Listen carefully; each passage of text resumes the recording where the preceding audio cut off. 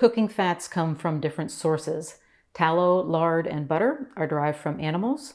Olive and avocado oil are pressed from those fruits, and seed oils are extracted from seeds. Over the past few decades, we've seen an explosion in the use of vegetable-based seed oils as they have replaced the more traditional animal-based fats. How has that replacement worked out for us? This video will share facts and concerns surrounding seed oils so you can make decisions for yourself. As I mentioned, seed oils get their name because they are extracted from seeds. Commonly used seed oils include soybean, corn, cottonseed, safflower, sunflower, grapeseed, peanut, and canola or rapeseed oil. Since the start of their commercial production around the early 1900s, vegetable-based seed oils have been on the rise. As seed oil use increased, the use of animal-based fats decreased. A significant divergence in the use of added fats and oils occurred in the 1950s when Ancel Keys proposed the diet heart hypothesis, suggesting that saturated fats commonly found in animal products cause heart disease. The use of seed oils increased even more after 1961 when the American Heart Association adopted Keys' hypothesis, formally recommending that Americans decrease their consumption of saturated fats and replace them with polyunsaturated vegetable or seed oils. And we listened to that recommendation. Today, it is estimated that vegetable oils make up 8 to 10% of total energy intake in the Western world. And just a note of clarity, the terms vegetable oil and seed oil are often used interchangeably. Technically, vegetable oil is a broad category that refers to oils extracted from various plant sources, including seeds, fruits, and other plant parts. Seed oils are a subset of vegetable oils derived specifically from the seeds of plants. Seed oils are sometimes referred to as omega-6 vegetable oils, and I'd like you to keep that term in mind because it will become part of our discussion in a moment. Now, not everyone agrees that an increase in vegetable oil consumption is a problem. Proponents cite research showing that replacing saturated fats with polyunsaturated fats from seed oils can reduce LDL cholesterol levels. If cholesterol is a concern for you, I recommend watching my last video in which I discuss it in easy-to-understand language. Also, a defense argument for their use is that they are being wrongly blamed for poor health outcomes. The basis of this argument is that because seed oils are mass-produced and inexpensive, they are the oil of choice by fast food restaurants and packaged food companies. Since these fried and processed foods are known to be unhealthy for multiple reasons, you can't put all the blame on seed oils. In contrast, those who advocate against the widespread use of seed oils note that they are high in inflammatory omega-6 fatty acids and the oil is hard to extract. Because of that, the oil must be pulled out using harmful chemicals or heat. And I will break down these concerns for you in a moment. But I will also say that if you find it frustrating that there always seems to be two sides of the story when it comes to staying healthy, I understand that frustration. We live in the information age, so it should be easy to research something and say, this is something I want to do or don't want to do. Unfortunately, there are powerful lobbying groups that have a vested interest in guiding research and public opinion in certain directions. It is challenging, but there are tools available that allow you to personalize your health care. One of the most valuable tools is a CGM or continuous glucose monitor. Levels makes it possible for people without diabetes to get this preventative tool. You attach the small CGM to the back of your upper arm. The Levels app then gives you continual blood sugar updates. That provides you with a visual minute-by-minute map of how your blood sugar is affected by foods and activities. But optimizing your metabolism is about more than just blood sugar. Levels also allows you to order labs or upload your own blood work results to fully track your metabolic health. I uploaded the results of my latest blood work in 5 minutes. The next day, Levels shared where I was in relation to optimal levels and how to improve. The cost of wearing CGMs can be prohibitive. With Levels' recently added app-only experience, you can use their standalone software features without having to invest in a CGM. This app-only feature provides meal scores and insights based on average glucose responses from the Levels community. It is a perfect entry point for learning about your metabolic health. If you use my link, levels.link/Dr. Becky, you'll get an additional 2 free months of the Levels annual membership. As I mentioned, one major concern with the rising use of seed oils is that they are high in omega-6 fatty acids, particularly linoleic acid.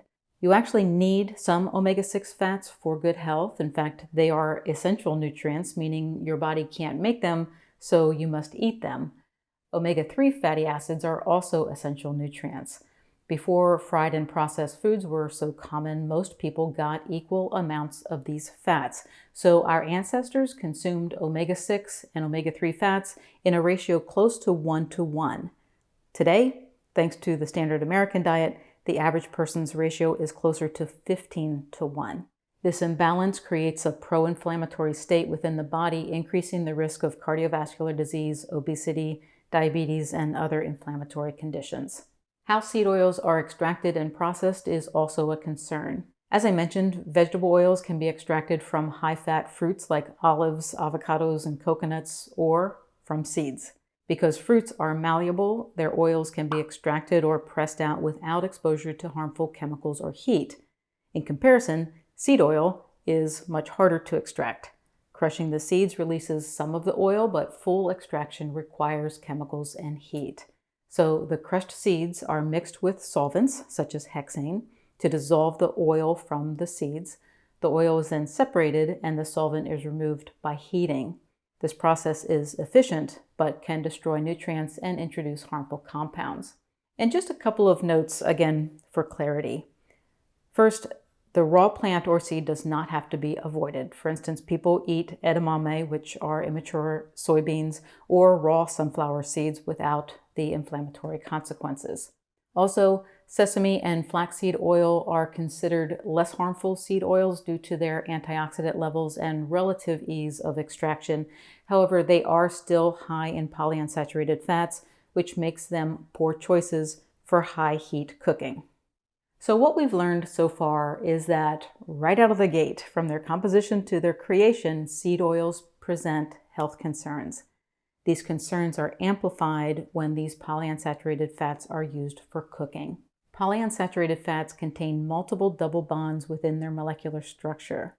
These double bonds make the molecule unstable and prone to oxidation when exposed to oxygen, light, or heat. What has been found is that when seed oils are heated, they can degrade and produce harmful compounds such as trans fats and free radicals, which contribute to inflammation. High heat exposure can also generate toxic byproducts like aldehydes, which have been linked to various chronic diseases.